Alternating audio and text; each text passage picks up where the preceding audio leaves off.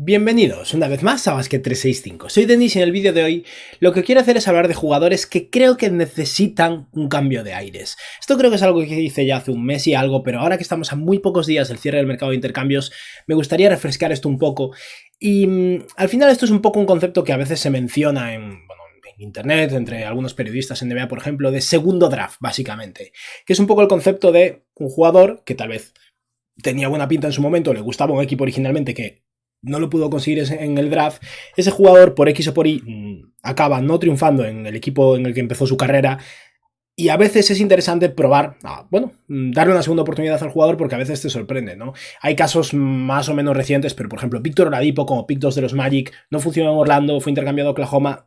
Empezó a funcionar y de ahí un año después fue intercambiado a Indiana y se convirtió en un All-Star y un jugador espectacular que desgraciadamente por lesiones, pues ahora ya está con un pie fuera de la NBA, ¿no? Aaron Nesmith no funcionando en absoluto en sus dos primeros años en Boston y ahora siendo un jugador muy importante en Indiana.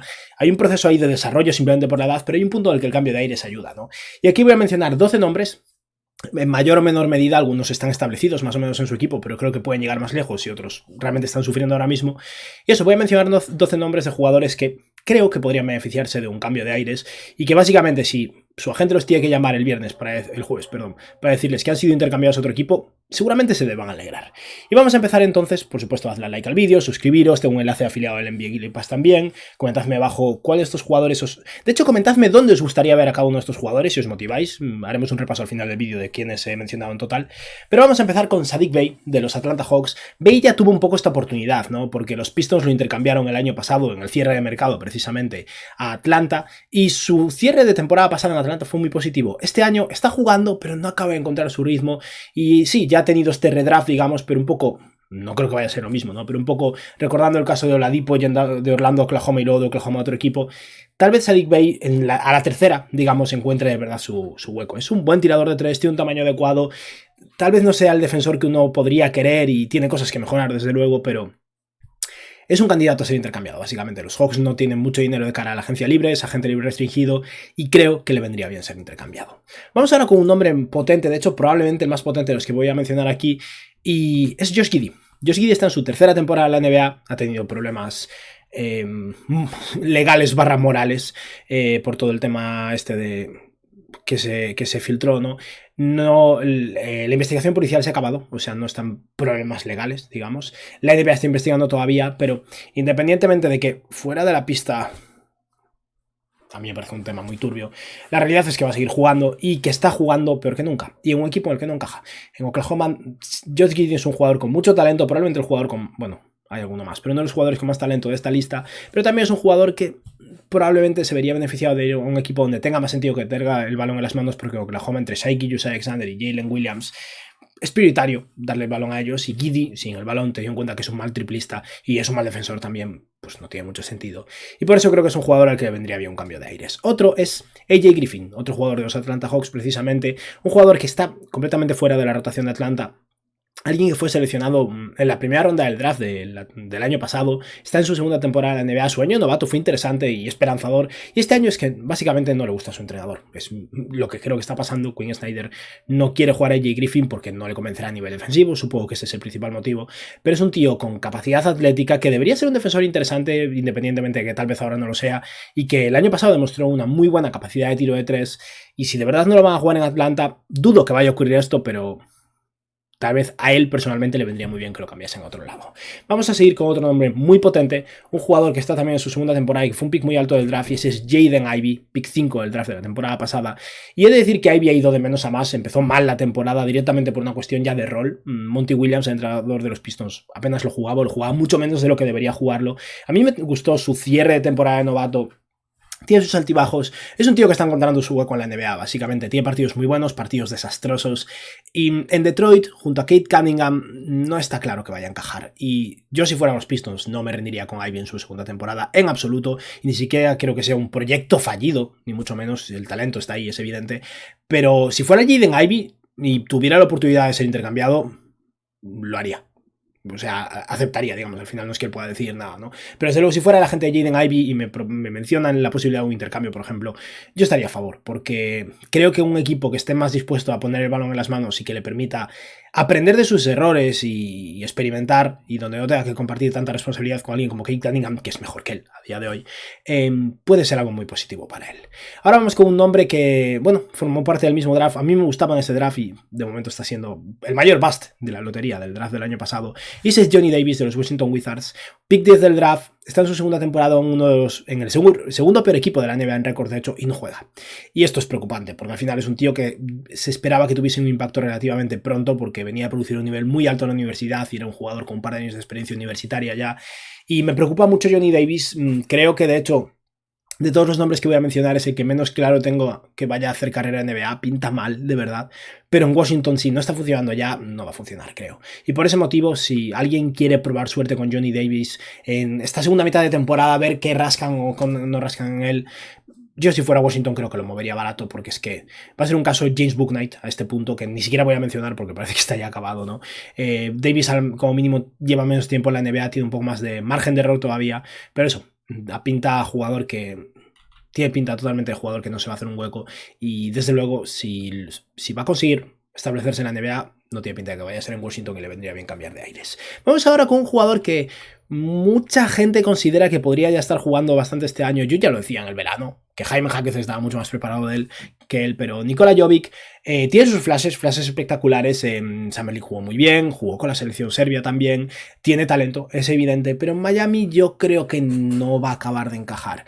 Y si fuera él, en el fondo querría seguir en Miami, porque es Miami, los Heat desarrollan talento como nadie y seguramente a largo plazo para su carrera sea lo mejor, pero al mismo tiempo no me sorprendería que con un cambio de aires, que no parece que vaya a ocurrir, los Heat ya han hecho ese intercambio de Terry Rozier, pero bueno, no me sorprendería que con un cambio de aires Jovic empiece a demostrar mucho más su talento y lo que puede hacer en la NBA, porque es un jugador con muchos atributos positivos y no creo que eso vaya a salir a relucir en Miami, porque con Jaime Jaquez o con Jimmy Butler, Bam Adebayo, hay jugadores mejores que él a día de hoy en posiciones similares a la suya.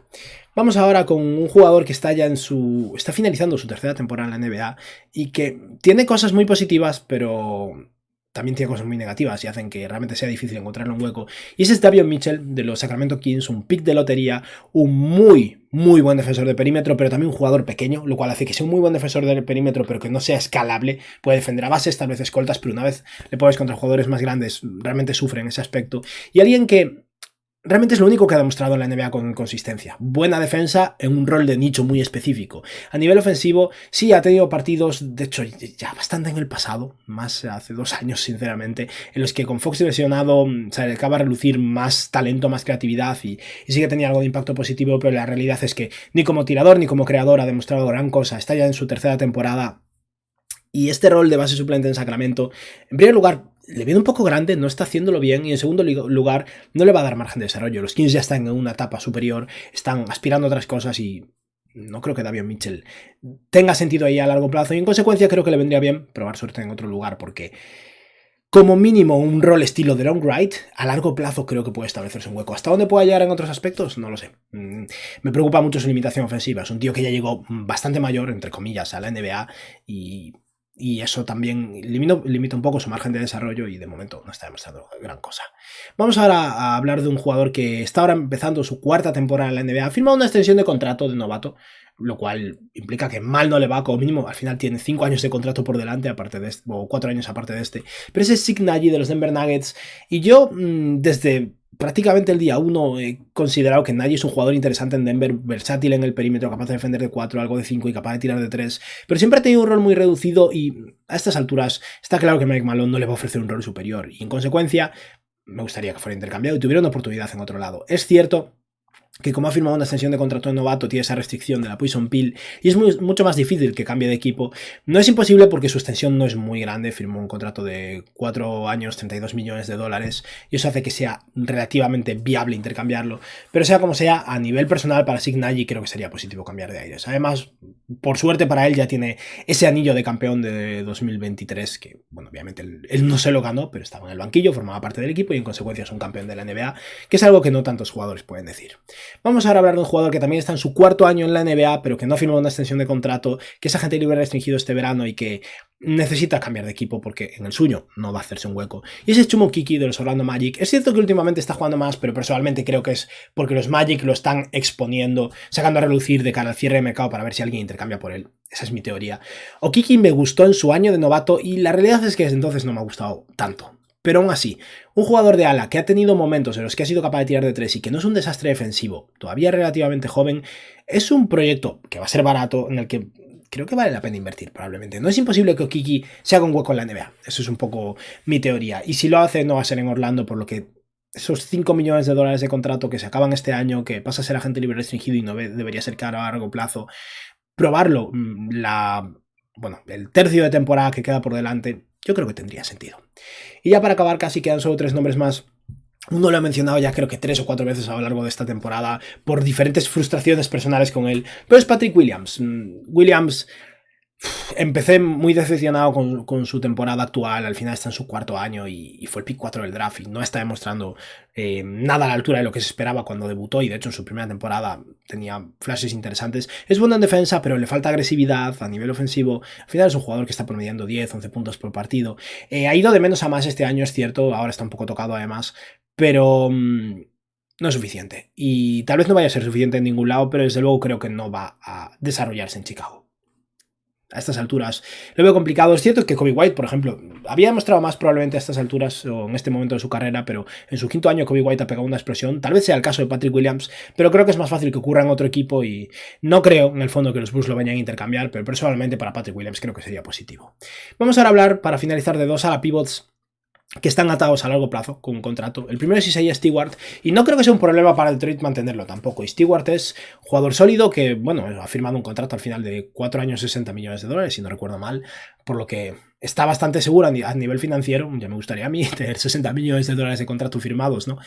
Pero creo que hay bastante redundancia en esa plantilla al final, entre esa posición de 4 y 5. No creo que Stewart sea el jugador ideal para acompañar a Jalen Duren básicamente en esa dupla de ala pivot y pivot. Probablemente les vendría mejor alguien con más movilidad, con más capacidad de movimiento de balón.